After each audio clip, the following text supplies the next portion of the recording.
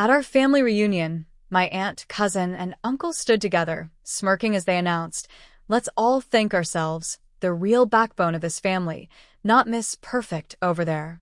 Everyone awkwardly laughed.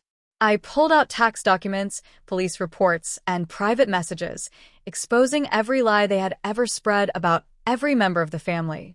Half the guests started screaming. The other half filmed it for TikTok. The fallout was so bad that within 48 hours, half the family was uninvited from every future event, and their public meltdown got over 2 million views. I wasn't even supposed to be there. I had told my mom I didn't want to come to the family reunion this year. Same drama, different year. It was being held at a big park on the outskirts of Tulsa, Oklahoma, not too far from where I grew up. The kind of park with faded picnic tables, a rusty old playground, and way too many flies buzzing around the food. My mom said, "Please, just this once. For me." So, I packed up my car, drove the 4 hours, and plastered on the best fake smile I could manage. The second I pulled up, I knew it was going to be bad. Sheila's minivan was parked right up front like she owned the place. Paige's bright green Jeep, the one her dad helped her pay for, even though she told everyone she bought it herself, was parked sideways across 2 spaces. Uncle Rick's beat-up pickup truck was already half up on the grass. Classy as always. I kept my head down, said polite hellos, grabbed a plate of undercooked burgers, and sat at a table near the edge of the group, away from the main chaos. I watched Sheila and Paige circle the picnic area like sharks, fake hugging people, whispering into each other's ears, laughing too loud at things that weren't funny. Uncle Rick just sat near the cooler, pounding beers like he was trying to set a world record.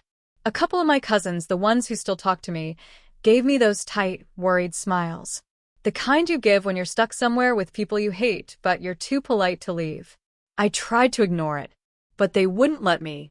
Around 2 p.m., right when people started settling in after lunch, Sheila made her move. She grabbed a plastic cup, banged it against a bottle, and shouted, "Can I get everyone's attention, please?" The crowd shuffled closer, some with plates still full of food, some holding babies, some looking like they already regretted being there. Sheila stood in the middle, with Paige on one side and Rick on the other. They were practically puffed up like they just won the damn lottery. Then Sheila smiled, that tight, fake smile, and said, "Let's all take a minute to thank ourselves. The real backbone of this family. The ones who actually keep it together, not Miss Perfect over there." She didn't say my name. She didn't have to. Every eye swung over to me. Some laughed awkwardly. Some looked uncomfortable. A few actually clapped, probably because they were too slow to realize what was happening. I stood there, staring at them.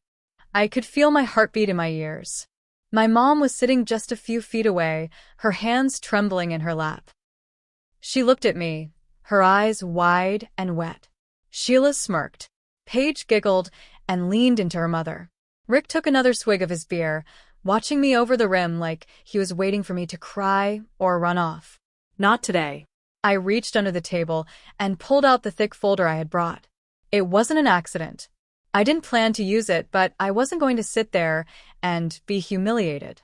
I stood up, folder in hand, and said, loud enough for everyone to hear, "Since we're doing speeches, I have a few things to say, too."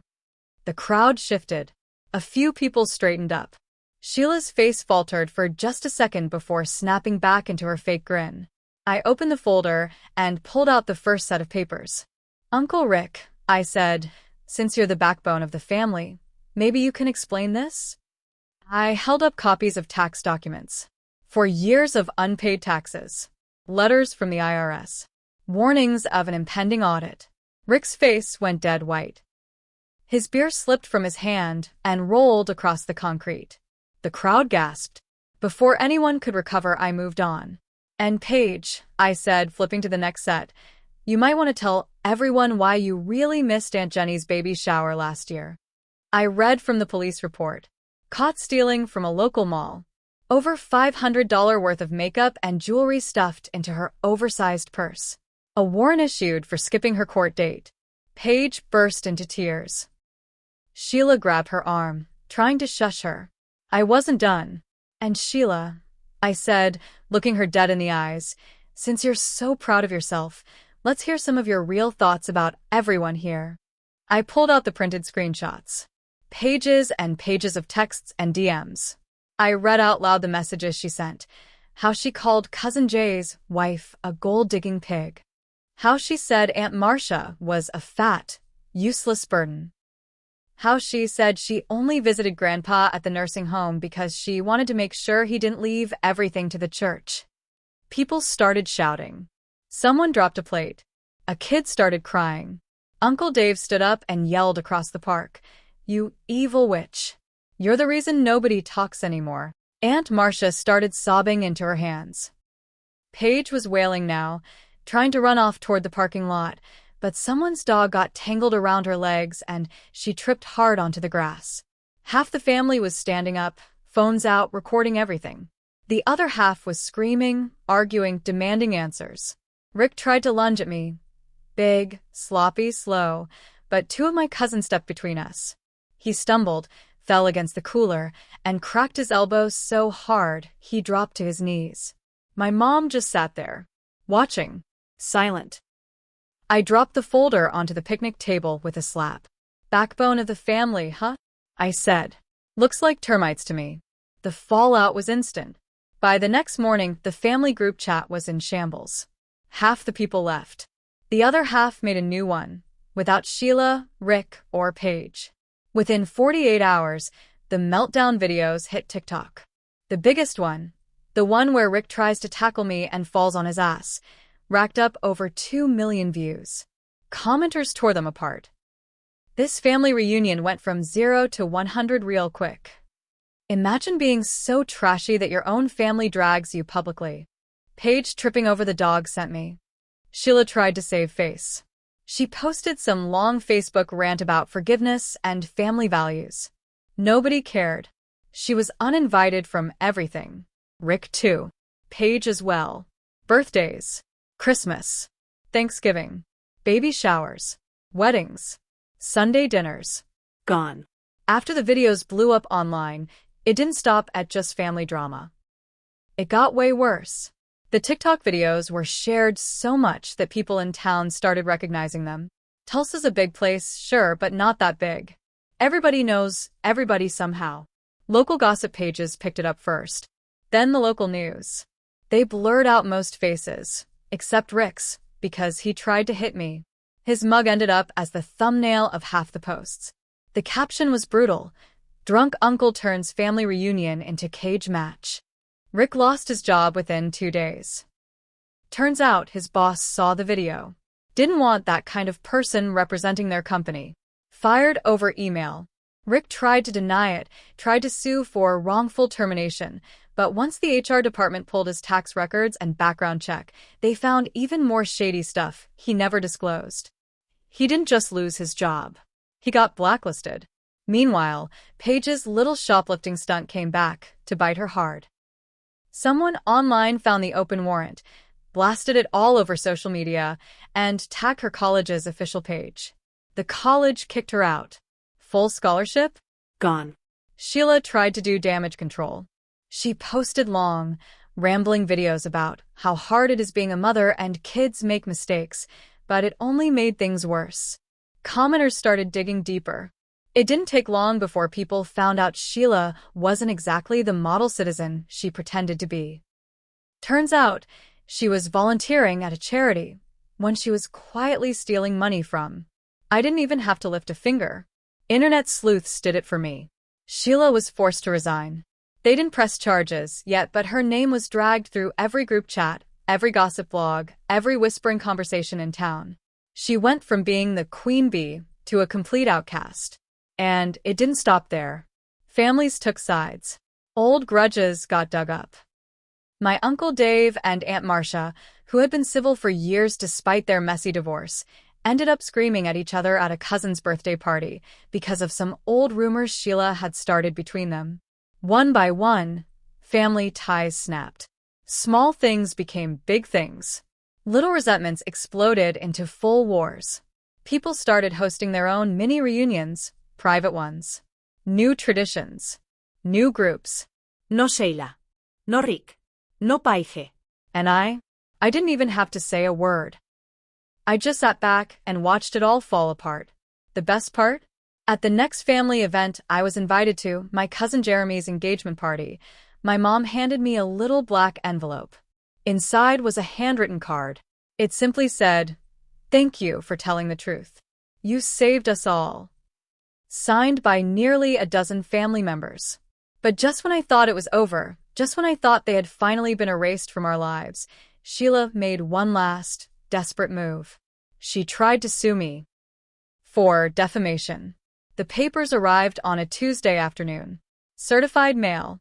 Big manila envelope.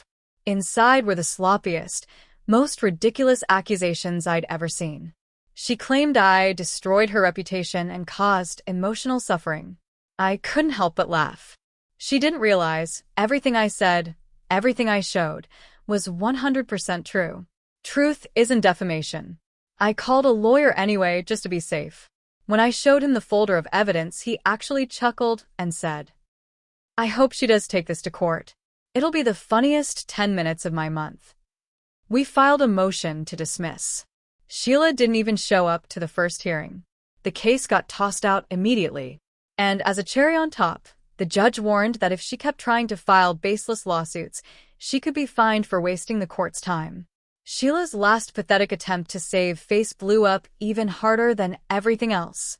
By now, it's been months.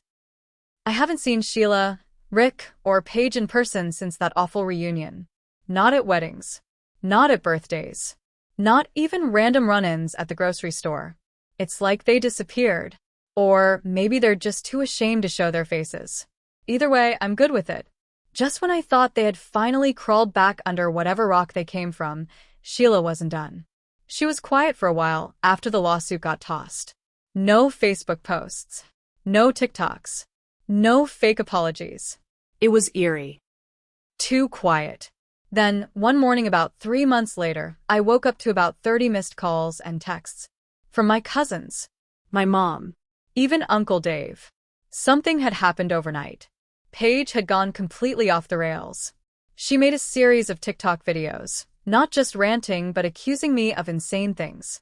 She claimed I hacked her phone, said I stole money from Grandpa's account, that I forged the documents against Rick and Sheila. Full-on crazy town. At first, I thought it was laughable. Until I realized people believed her.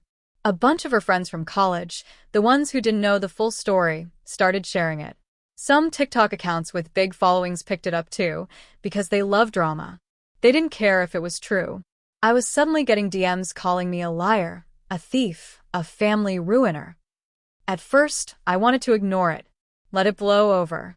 But then one of my coworkers pulled me aside at work and said quietly, "Hey, there's some weird stuff about you online." I felt sick. I knew if this kept spreading, it could actually mess with my career. That's when I knew I had to end this. Publicly. No more hiding behind screens. I called my lawyer again. We gathered everything. All the original evidence. The reunion videos. Screenshots of Sheila and Paige admitting guilt in private messages. And every lie Paige posted. We filed a real lawsuit this time. Not a joke like Sheila's. For defamation, slander, and harassment. When Paige got served, she apparently had a full meltdown in the middle of a Panera Bread. Threw her soup at the wall. Screamed at the poor kid behind the counter. Even better? The day after we filed, Rick finally got arrested. Remember all those unpaid taxes and that open audit? The IRS didn't forget. Someone tipped them off about some unreported income Rick had been bragging about to friends at bars. Turned out he'd been running some shady side business under the table. Fraud. It wasn't a huge amount of money, but it was enough to trigger real charges. Handcuffs. Court dates.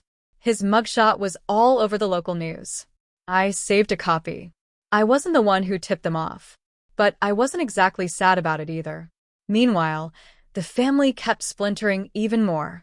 The group chats broke into smaller and smaller circles. Secret meetups. Whispered warnings about who to trust. Old wounds that never healed started bleeding again.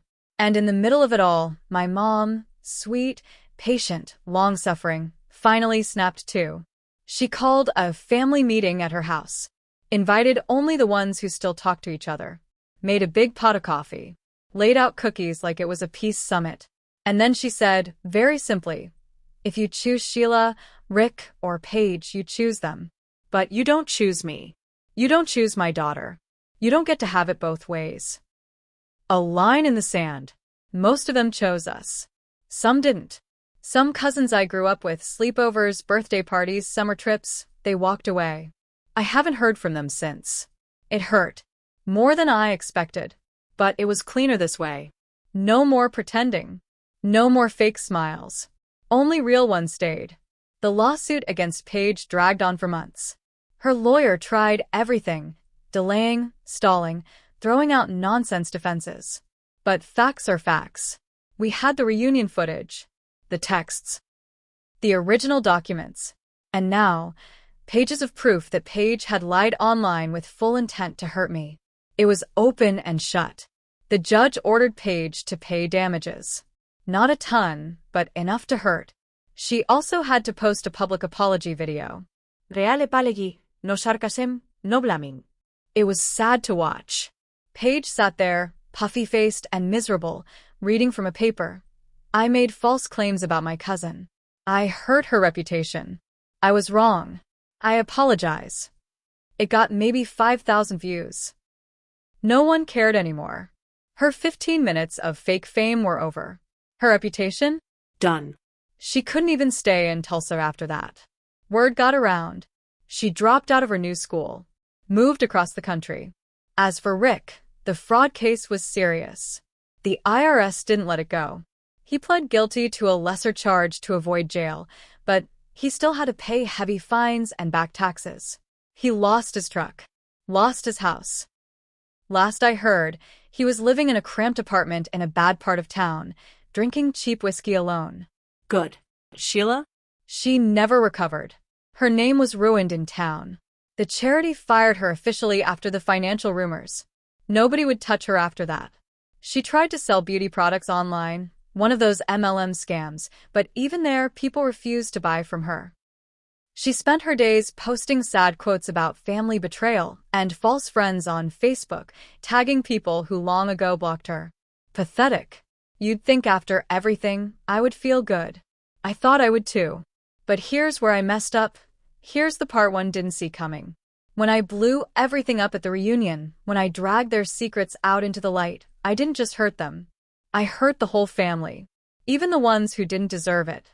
Aunt Marcia, who had been trying to patch things up with everyone, stopped coming to any family events. Uncle Dave moved 2 states away, cut contact completely. My little cousins, the ones who didn't even know what was happening, got stuck in the middle of adults screaming at each other. They lost birthday parties, Christmas mornings, memories they'll never get back. And my mom? She never said it out loud. But I could see it in her eyes sometimes. Sadness. Guilt. She wanted peace.